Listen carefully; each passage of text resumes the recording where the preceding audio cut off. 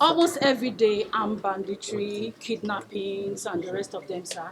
Really, what should Nigerians expect from you people? Should they close their eyes whenever they go to sleep? Because the fear is just too much.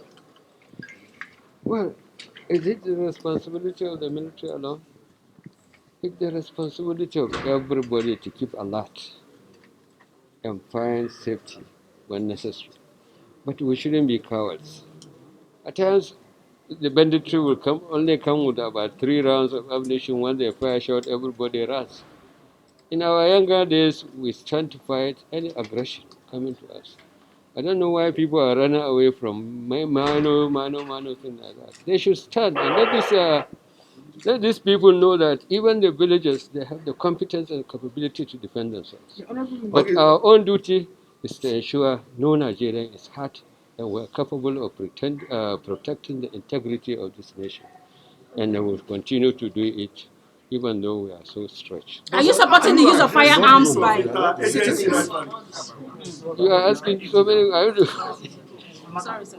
Well, this is an issue where probably even in the developed countries, they are still debating on it, whether to continue or not.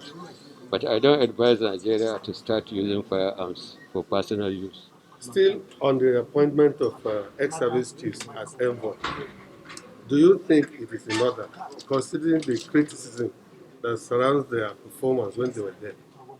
You see, honestly, you should understand the efforts the service chiefs put for this country.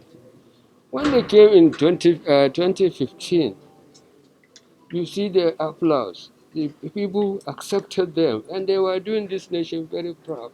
They captured almost every objective that was lost to the insurgents. And I don't know, their only fault probably is they stay long, and Nigerians don't want people to stay too long in a particular job because of obvious reasons. But I think they have done their best, and I think if they are rewarded, it's not even a reward. They are capable and competent to take any assignment for this nation.